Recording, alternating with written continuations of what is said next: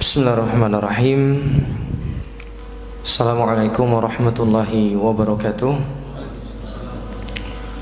Alhamdulillah hamdan katsiran tayyiban mubarakan fih, mubarakan alaihi kama yuhibbu rabbuna wa yarda.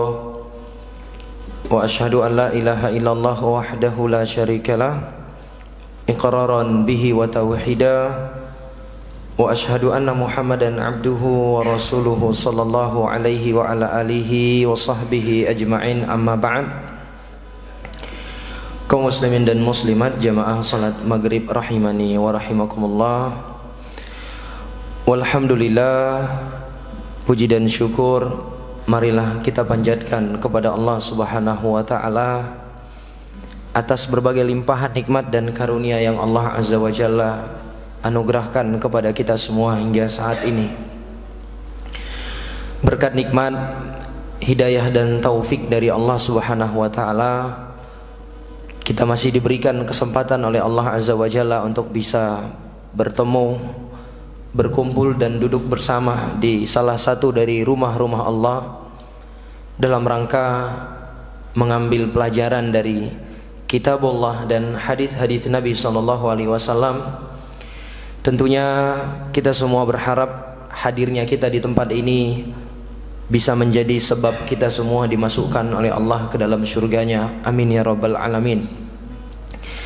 Di dalam sebuah hadis yang sahih, baginda Rasulullah SAW pernah bersabda, sab'atun yudhilluhumullahu ta'ala fi dhillihi yawma la dhilla illa dhilluh. Ada 7 golongan manusia yang kelak akan diberikan teduhan oleh Allah pada hari kiamat, di hari di mana tidak ada teduhan selain teduhan Allah. Di antara 7 golongan tersebut adalah rajulani tahabba fillah ijtama'a alaihi wa tafarraqa alaihi. 2 orang yang saling cinta mencintai karena Allah. Mereka bertemu karena Allah, berpisah juga karena Allah. Kita semua berharap mudah-mudahan kita termasuk ke dalam golongan yang disebutkan oleh Nabi alaihi salatu wasallam tersebut. Kita bertemu di tempat ini karena Allah dan berpisah juga karena Allah Subhanahu wa ta'ala. Sebab sebagaimana yang kita ketahui bersama, hadirnya kita di tempat ini tidak ada kepentingan politik di antara kita. Ya, bukan dalam rangka kampanye. Tidak ada pula kepentingan organisasi, kepentingan kelompok. Bahkan sebagian besar kita mungkin sebelumnya tidak saling kenal, namun kita semua bisa hadir di tempat ini tujuannya sama, yaitu mencari keridhaan Allah Subhanahu wa ta'ala. Kemudian para hadirin yang dimuliakan oleh Allah, salawat dan salam tentunya tidak lupa untuk selalu kita sanjung sajikan kepada junjungan kita Nabi besar Muhammad ibn Abdillah salawatullahi wassalamuhu alaih, kepada keluarga beliau, para sahabat beliau serta orang-orang yang mengikuti jalan beliau hingga akhir zaman. Para jamaah yang dimuliakan oleh Allah, kembali kita lanjutkan kajian rutin kita yang sempat libur beberapa waktu. Alhamdulillah kembali Allah berikan kemudahan kepada kita untuk melanjutkannya, yaitu pembahasan tentang hadis Arba'in An-Nawawiyah, sebuah kitab yang mengumpulkan 42 hadis pokok di dalam agama Islam, karya salah seorang ulama besar, Al-Imam An-Nawawi rahimahullahu ta'ala. Dan kita masih berada di hadis yang kedua, ya, karena memang hadis kedua ini adalah hadis yang panjang, namun selain panjang banyak sekali pelajaran dan faidah yang bisa kita petik, sehingga sangat disayangkan apabila kita melewatkan hadis ini begitu saja. Baik, kita masih berada di hadis yang kedua, tepatnya di pembahasan tentang iman, ya, dimana secara umum hadis yang kedua ini adalah hadis yang menjelaskan tentang datangnya malaikat Jibril kepada Nabi kita Muhammad SAW dan bertanya kepada Nabi berapa perkara, jemaah? Ada yang masih ingat? 5 perkara. Yang pertama tentang Islam, yang kedua tentang iman, yang ketiga tentang ihsan, yang keempat tentang kapan terjadi hari kiamat, dan yang kelima tentang tanda-tanda hari kiamat. Dari 5 pertanyaan tersebut yang dijawab oleh Nabi hanyalah 4. Pertanyaan yang keempat tentang kapan terjadi hari kiamat itu tidak dijawab oleh Nabi. Karena Nabi SAW tidak mengetahui kapan terjadi hari kiamat. Tidak ada seorang pun dari makhluk yang mengetahui kapan terjadi hari kiamat. Yang mengetahui itu hanyalah Allah Subhanahu wa ta'ala. Nah, kita masih berada di pertanyaan yang kedua, yaitu Jibril bertanya kepada Nabi, fa akhbirni 'anil iman, beritahukan kepada aku apa itu iman. Maka Nabi SAW pun menjawab dengan menyebutkan 6 rukun iman. Dan ini yang akan kita bahas. Dan kita sudah masuk di rukun yang pertama, yaitu iman kepada Allah. Dan iman kepada Allah sebagaimana yang diterangkan oleh para ulama kita terdiri dari 2 rukun. Yang pertama adalah al-iman biwujudillah, mengimani eksistensinya Allah, mengimani adanya Allah. Tidak seperti orang-orang ateis yang mereka berkeyakinan bahwa alam semesta ini terjadi hanyalah proses waktu. Tidak ada yang menciptakan, tidak ada yang mengatur. Wa qalu ma hiya illa hayatuna dunya namutu wa nahya wa ma yuhlikuna illa dahar. Mereka mengatakan kehidupan kita ini tidak lain hanyalah kehidupan dunia, perjalanan waktu. Kita hidup, kita mati, tidak ada yang membinasakan kita kecuali hanyalah perjalanan waktu. Taib, orang-orang yang beriman tidak demikian. Dia meyakini bahwa Allah Subhanahu wa ta'ala itu ada. Allah Subhanahu wa ta'ala lah yang menciptakan alam semesta dan Allah yang mengaturnya. Kemudian rukun yang kedua adalah tauhidullah, mengesahkan Allah Azza wa Jalla, dan ini di dalam 3 hal. Yang pertama di dalam perbuatan Allah Azza wa Jalla memelihara alam semesta, yang sering dibahasakan oleh para ulama dengan rububiyah, diambil dari kata robba yurabbi tarbiyah, memelihara.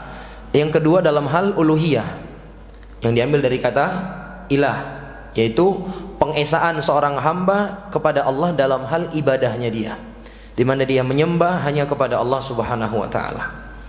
Kemudian yang ketiga, dia mengesahkan Allah Azza wa Jalla di dalam nama-nama dan sifat-sifat Allah yang Allah namakan dan sifatkan dirinya di dalam Al-Quran maupun di dalam hadis Rasul Sallallahu Alaihi Wasallam. Baik, nah di pertemuan yang lalu kita masih berada di pembahasan tentang tauhid rububiyah, yaitu mengesahkan Allah Azza wa Jalla di dalam perbuatannya Allah.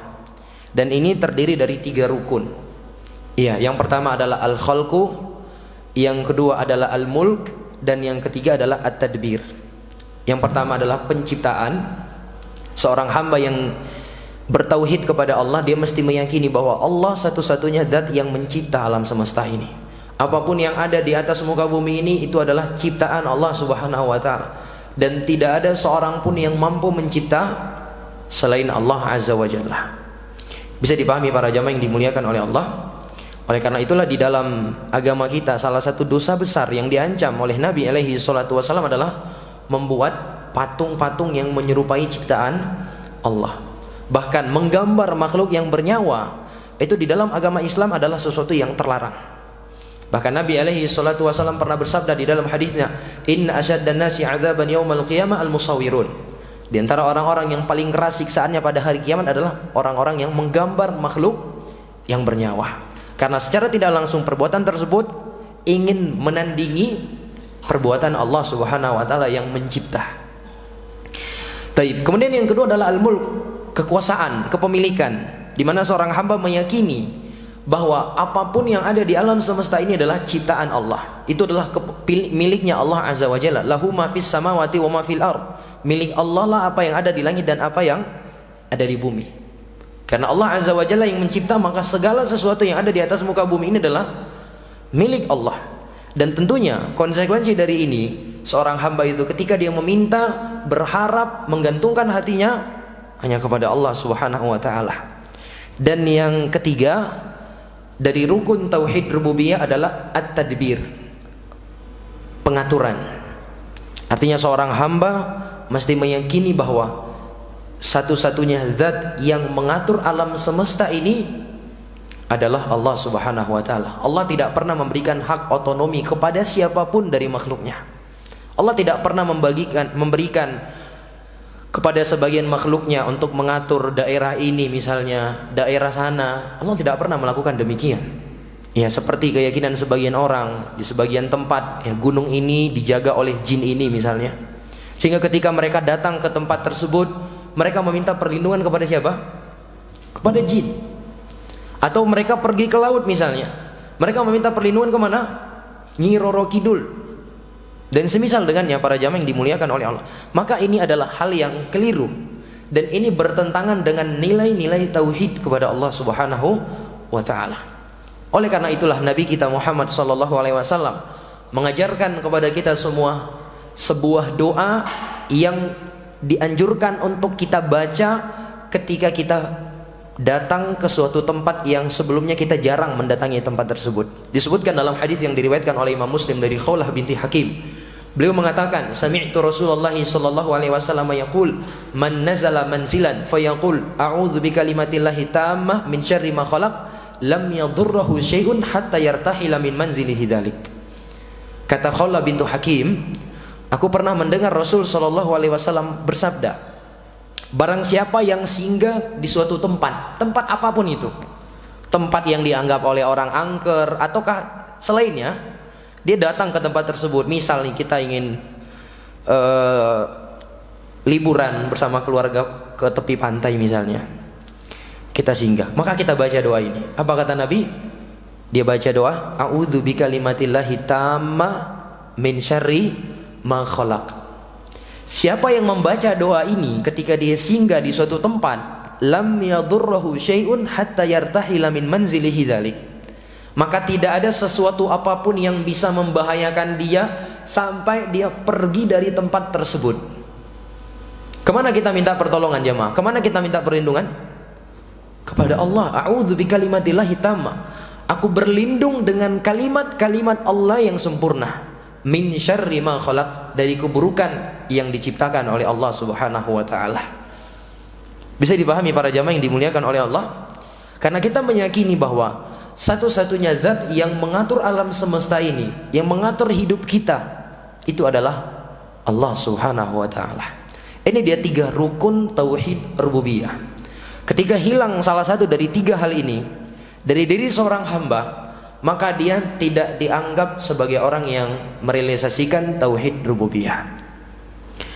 Kemudian para jamaah yang dimuliakan oleh Allah, selain kita perlu mengenali tentang rukun-rukun tauhid rububiyah, para ulama juga menjelaskan di dalam kutubul aqidah bahwa di sana ada berbagai macam penyimpangan yang biasa terjadi di dalam pembahasan tauhid rububiyah ini. Dan ini sebagaimana yang kita ketahui bersama bahwa konsep di dalam seorang hamba menjaga agamanya dan menjalankan agamanya, dia tidak bisa mencukupkan dirinya hanya dengan mengenali kebaikan, tapi dia mesti juga mengenali keburukan. Oleh karena itu kalau kita lihat Al-Quranul Karim, Al-Quran itu tidak hanya berisi penjelasan tentang jalannya orang-orang soleh. Benar tidak jemaah? Di dalam Al-Quran juga dijelaskan jalannya orang-orang yang mujrim, jalannya orang-orang kafir, jalannya orang-orang fasik. Oleh karena itulah di dalam Al-Quran ada cerita tentang siapa? Fir'aun. Ada cerita tentang siapa? Qarun. Ada kisah tentang siapa? Abu Lahab. Dan banyak orang-orang yang kafir diceritakan di dalam Al-Quranul Karim. Tujuannya supaya apa ini para jamaah yang dimuliakan oleh Allah? Supaya kita bisa mengenali keburukan tersebut dan kita menghindarinya. Sebagaimana disebutkan oleh seorang penyair Arab tu syarr la li syarri walakin litawaqihi faman lam ya'rifi syarr minal khair waqa'a fi. Aku mempelajari keburukan bukan untuk mengamalkannya, tapi untuk berjaga-jaga darinya. Karena barang siapa saja yang tidak mengenali keburukan, dia hanya mengenali kebaikan, waqa'a fi, besar kemungkinan dia akan terjatuh ke dalam keburukan tersebut. Iya, besar kemungkinan dia akan terjatuh ke dalam keburukan tersebut. Oleh karena itu juga kata Hudzaifah ibnul Yaman, kana an-nasu yas'aluna Rasulullah sallallahu alaihi wasallam anil khair wa kuntu as'aluhu 'anil syarr makhafatan an udrika fi. Dahulu para sahabat kalau bertanya kepada Nabi, seringnya mereka bertanya tentang yang baik-baik saja. Sementara kalau saya bertanya kepada Nabi, seringnya saya bertanya apa? Tentang kejelekan. Ini lihat bagaimana cerdasnya seorang Hudzaifah ibnul Yaman. Ketika dia bertanya kepada Nabi, tidak hanya mencukupkan dengan bertanya yang baik-baik, tapi dia juga bertanya tentang apa? Kejelekan. Khawatir kejelekan tersebut menghampiri dia dalam keadaan dia tidak mengetahuinya. Oleh karena itu pula Umar ibn Khattab pernah mengatakan, yushiku ayyun qadha urwatal Islam urwatan idza nasha'a fil Islami man la ya'riful jahiliyah. Hampir saja simpul tali Islam itu terurai satu demi satu. Kapan itu? idza nasya'a fil Islam man la ya'riful jahiliyah. Ketika tumbuh di dalam agama Islam orang-orang yang tidak mengenali perkara jahiliyah. Jadi di dalam menjalankan agama, selain kita dituntut untuk mengenali kebaikan, kita juga diperintah untuk mempelajari apa itu keburukan. Tentunya tujuannya berbeda. Kalau kita mempelajari kebaikan untuk mengamalkannya, sementara kita mengenali keburukan untuk menjauhkan diri darinya. Oleh karena itulah, di dalam pembahasan tauhid rububiyah ada pembahasan yang disebutkan oleh para ulama al-ilhad fi tauhidir rububiyah, penyimpangan-penyimpangan di dalam tauhid rububiyah. Dan secara umum penyimpangan di dalam tauhid rububiyah ini terbagi menjadi dua. Yang pertama adalah nawaqidu tauhidir rububiyah, pembatal-pembatal tauhid rububiyah. Jadi ada penyimpangan yang sifatnya membatalkan. Kapan saja seorang hamba terjatuh ke dalam penyimpangan tersebut, maka tauhidnya batal. Dia dianggap sebagai orang yang tidak bertauhid kepada Allah, tidak dianggap sebagai orang yang bertauhid kepada Allah. Penyimpangan jenis yang kedua ada yang disebut dengan nawaqisu tauhidir rububiyah, hal-hal yang mengurangi kesempurnaan tauhid rububiyah, yang kapan saja seorang hamba terjatuh ke dalam penyimpangan jenis yang kedua ini, dia masih dianggap sebagai orang yang bertauhid, namun tauhidnya tidak sempurna. Dan tentunya kita berusaha untuk menjauhkan diri kita dari dua jenis penyimpangan ini. Baik, penyimpangan jenis yang pertama diantaranya adalah al-qaul bi'adamir rabb, yaitu keyakinan tidak adanya Tuhan. Ini penyimpangan yang pertama di dalam pembahasan tauhid rububiyah. Pendapat keyakinan yang menyatakan tidak adanya Tuhan, seperti orang-orang ateis. Kalau bahasa syariatnya mereka dinamakan dengan ad-dahriyun. Dahriyun diambil dari kata ad-dahar yang artinya waktu. Kenapa mereka ini dinisbatkan kepada nama tersebut? Karena mereka mengatakan yang hakikat kehidupan dunia ini hanyalah proses waktu, hanyalah proses waktu. Kemudian yang kedua, penyimpangan yang kedua adalah al-qaul bi ta'addudil alihah, pendapat yang menyatakan berbilangnya pencipta. Ya, jadi ada di antara mereka yang meyakini Allah yang mencipta, Allah yang menghidupkan, Allah yang mematikan. Tapi bukan hanya Allah, ada Tuhan yang lain, ada Tuhan yang lain. Taib, seperti orang-orang Majusi yang mereka meyakini ada berapa Tuhan? Ada dua. Ada Tuhan pencipta kebaikan dan ada Tuhan pencipta keburukan. Bisa dipahami para jamaah yang dimuliakan oleh Allah. Dan di antara kelompok yang dinisbatkan ke dalam agama Islam yang masuk ke dalam penyimpangan ini adalah Qadariyah, orang-orang Qadariyah. Makanya disebutkan dalam sebuah riwayat, disebutkan al-Qadariyah itu majusu hadhil ummah. Orang-orang Qadariyah adalah majusinya umat ini.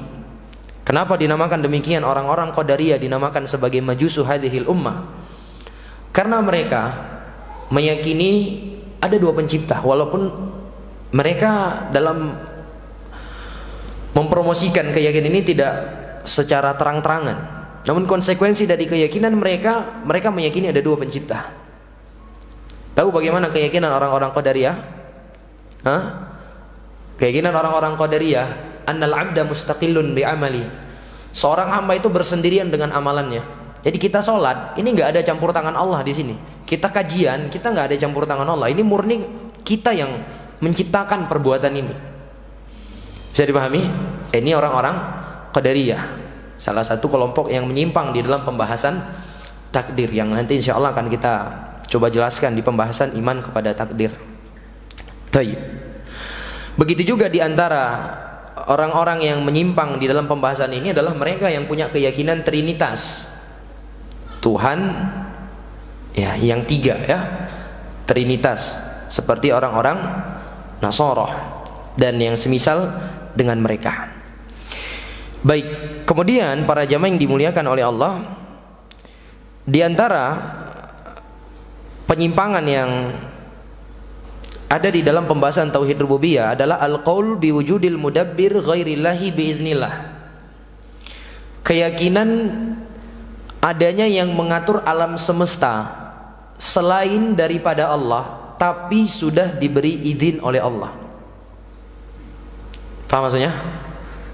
Jadi mereka berkeyakinan bahwa ada yang mengatur alam semesta ini selain daripada Allah, tapi sudah diberikan izin oleh Allah Subhanahu wa ta'ala. Ya, seperti yang kita sebutkan tadi, mereka berkeyakinan bahwa sebagian tempat itu sudah dikuasai oleh jin ini misalnya, tapi Allah izinkan itu. Pantai selatan misalnya dikuasai oleh Nyi Roro Kidul, maka ini adalah keyakinan yang kufur. Siapa yang meyakini demikian bisa terjatuh ke dalam kekafiran, dan orang yang meyakini demikian keluar dari agama Islam. Bisa dipahami para jamaah yang dimuliakan oleh Allah? Meyakini gunung ini misalnya dijaga oleh ini, pantai ini dijaga oleh jin ini, sehingga setiap tahunnya mereka melakukan ritual menyembelih kepala kerbau untuk dipersembahkan kepada jin yang ada di lautan supaya jinnya nggak ngamuk katanya. Kalau memang ada jin di situ para jamaah yang dimuliakan oleh Allah, rendah sekali selera jinnya. Masa iya kepala? Kenapa nggak dagingnya? Subhanallah.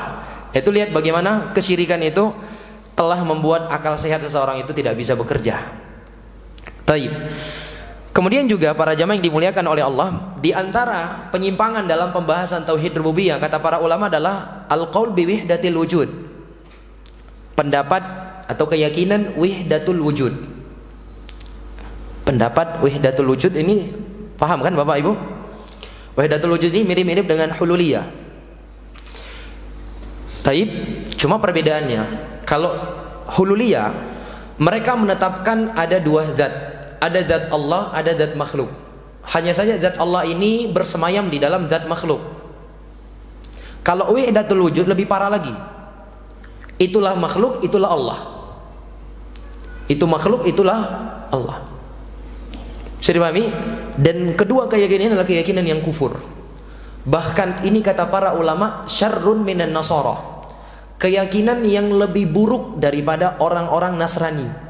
Tingkat kekafiran wahdatul wujud itu lebih parah daripada orang-orang Nasrani. Tingkat kekafiran hululiyah itu lebih parah daripada orang-orang Nasrani. Kenapa? Karena orang-orang yang berkeyakinan wahdatul wujud dan hululiyah ini, mereka secara tidak langsung meyakini bahwa Allah Subhanahu wa ta'ala itu menyatu dengan seluruh makhluk. Seluruh makhluk, hatta hewan menyatu. Makanya beberapa tahun yang lalu, kurang lebih 4 atau 3 tahun yang lalu, ada salah seorang tokoh besar di tempat kita ini yang buat di status Facebooknya itu, bapak-bapak tahu nggak? Nggak tahu ya. Subhanallah. Saya untuk menukilnya nggak bisa jemaah. Disebutkan bahwa babi, itulah subhanallah, babi. Coba bayangkan ini jemaah. Ini keyakinan yang sangat kufur nih. Lebih parah dari orang Nasrani. Orang Nasrani, mereka hanya meyakini bahwa zatnya Allah itu bersemalam di dalam tubuh Isa, Yesus Kristus. Hanya itu toh. Tidak pada semua makhluk. Tapi orang-orang wahdatul wujud, mereka punya keyakinan bahwa Allah Azza wa Jalla itu zatnya bersemayam pada seluruh makhluk. Ini parah, ini jamaah yang dimuliakan oleh Allah. Ini sangatlah parah, dan ini wajib kita jelaskan ya. Karena ini penyimpangannya bukan main-main ini para jemaah. Ketika ada orang yang memiliki keyakinan demikian, maka keyakinan tersebut mengantarkan dia kepada kekufuran. Percuma sholat yang banyak yang dia lakukan, puasanya, sedekahnya, haji, umroh berkali-kali, tapi kalau punya keyakinan seperti ini, maka seluruh ibadahnya itu tidak akan bermanfaat, karena dia telah jatuh dalam salah satu pembatal keislaman, yaitu kesyirikan. Iya, demikian para jamaah yang dimuliakan oleh Allah. Begitu juga kata para ulama, di antara bentuk penyimpangan di dalam pembahasan tauhid rububiyah adalah al-hukmu at-tahakkum bi ghairi hukmillah, berhukum dengan selain hukum Allah Subhanahu wa ta'ala. Walaupun ada perincian yang disebutkan oleh para ulama terkait hukum orang yang berhukum selain daripada hukum Allah. Perincian yang pertama, kondisi yang pertama, ada beberapa kondisi. Jadi tidak semua orang yang berhukum dengan hukum selain Allah itu kafir. Kondisi yang pertama adalah orang yang berhukum dengan hukum selain Allah. dan dia meyakini hukum selain hukum Allah lebih baik daripada hukum Allah. Hukum Allah maksudnya apa? Al-Quran dan hadis. Dia punya keyakinan hukum selain hukum Allah lebih baik daripada hukum Al-Quran dan hadis. Maka orang yang seperti ini kufur, keluar dari agama Islam. Ini yang kata Allah, wa man lam yahkum bima anzalallah faulaika humul kafirun. Siapa saja yang berhukum dengan selain daripada yang Allah turunkan, maka mereka inilah orang-orang yang kafir. Taib. Kondisi yang kedua, orang yang dia itu berhukum dengan selain hukum Allah, dan dia meyakini hukum selain hukum Allah itu sama baiknya dengan hukum Allah, setara. Jadi ya, kalau di negara kita ada undang-undang dasar, taib, dia meyakini hukum undang-undang dasar dengan hukum Al-Quran itu sama bagusnya. Ini apa hukumnya jamaah? Ini juga keluar dari agama Islam. Taib. Kemudian yang ketiga, kondisi di mana seseorang meyakini hukum yang terbaik itu adalah hukum Allah. Hukum yang terbaik adalah hukum berdasarkan Al-Quran dan hadis. Namun karena kondisi yang tidak memungkinkan dia untuk menjalankan hukum tersebut, atau mungkin karena hawa nafsunya, sehingga dia melanggar hukum tersebut lalu berhukum dengan selain hukum Allah, maka yang seperti ini tidak keluar dari agama Islam. Ini yang disebutkan oleh Ibnu Abbas, kufrun duna kufrin. Kufur kecil, tidak membuat dia keluar dari agama Islam. Jadi ini harus difahami jemaah. Jangan sampai ada yang meyakini bahwa orang yang mencuri misalnya, dia di penjara itu lebih baik daripada potong tangan. Apa ini kira-kira keyakinan yang seperti ini? Kufur, keluar dari agama Islam. Orang yang punya keyakinan yang seperti ini jemaah. Karena di dalam Al-Quran disebutkan oleh Allah, wassariqu wassariqatu faqta'u aydiyahuma. Pencuri laki-laki dan perempuan potong tangannya. Dia bahkan jemaah, potong tangan hukum pencuri dalam agama Islam. Ini hukum Allah nih. Lah sekarang hukum undang-undang dasar kan dia bahkan jemaah di penjara. Belum lagi lobi sana lobi sini, ya akhirnya bisa bebas. Subhanallah. Mana yang lebih baik jemaah? Dipotong tangan atau di penjara? Potong tangan jemaah. Jangan kita lihat kepada si pencurinya, lihat kepada maslahat yang ada ketika hukum ini diterapkan. Coba setiap orang yang korupsi, ketahuan korupsi, ya potong tangan itu kan ada ketentuannya, rubu' dinar baru dipotong tangannya. Ya kurang lebih 1 juta. 1 dinar kurang lebih 4 gram. Berarti kalau seperempat 1 dinar, seperempat dinar berarti 1 gram. Ya, kurang lebih 1 juta. Orang kalau nyuri 1 juta, tangannya udah bisa dipotong. Sampai sini dipotong. Potong tangan kanan. Kalau nyuri lagi, potong pergelangan kakinya, nyilang. Nyuri lagi, dipotong lagi tangan kirinya. Demikian jamaah. Coba bayangkan setiap orang yang korupsi di atas 1 juta dipotong tangannya. Saya jamin negara kita ini bersih dari koruptor. Iya nggak jamaah? Iya. Ini kalau hukum Allah diterapkan. Dan harus kita yakini demikian jemaah. Harus kita yakini demikian. Bisa dipahami? Contohnya apa lagi jemaah? Membunuh.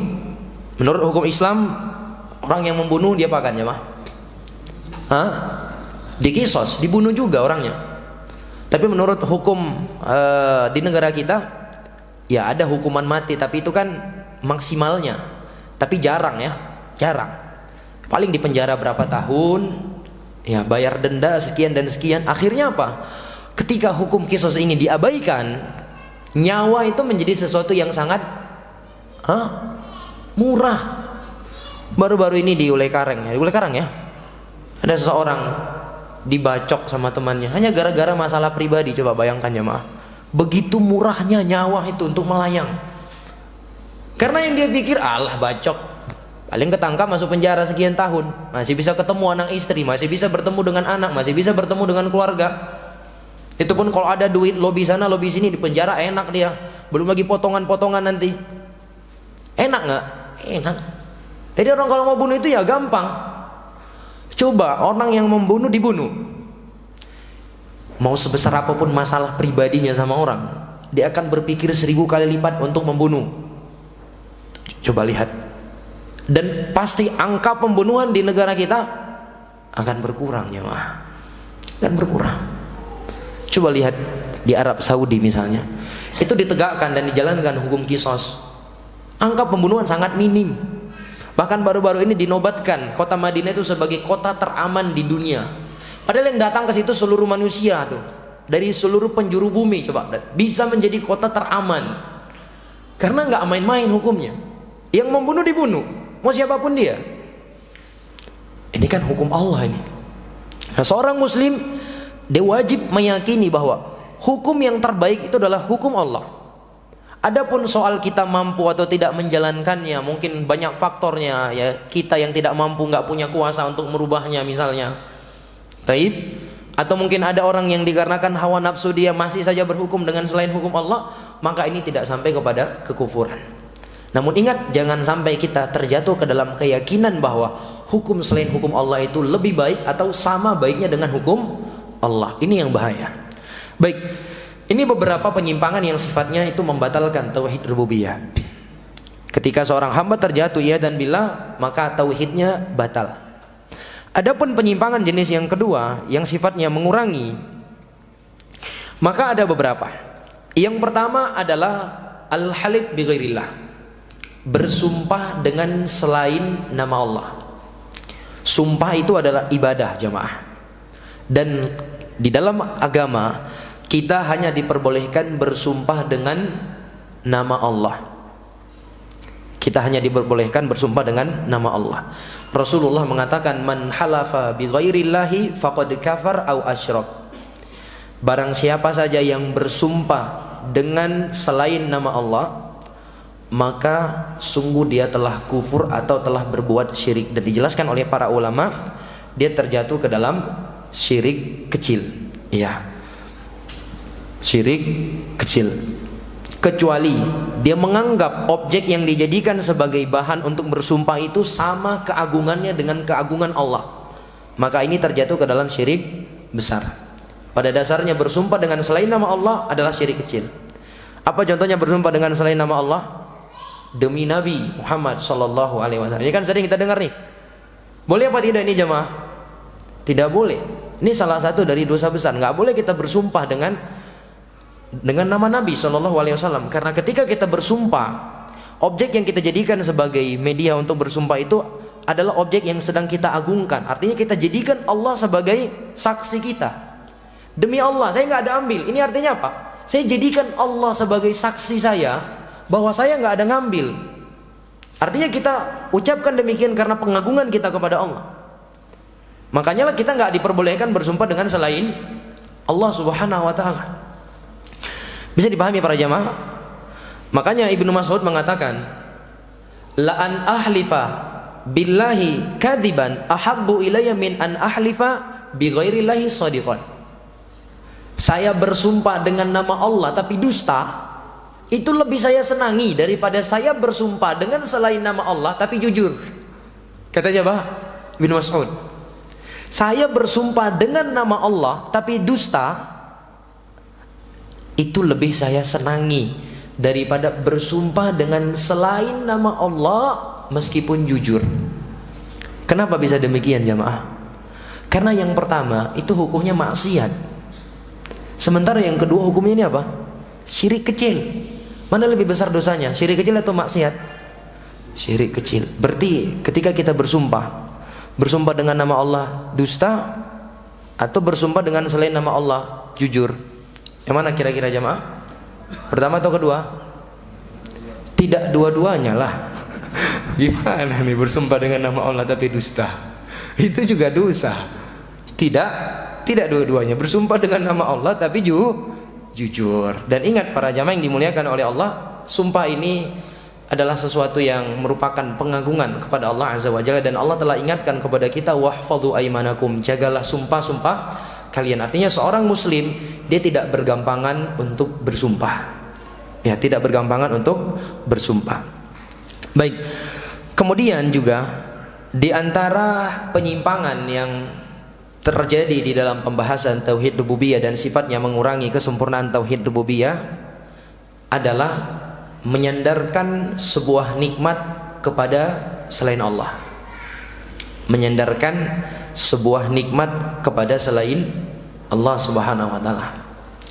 Gimana contohnya para jamaah yang dimuliakan oleh Allah?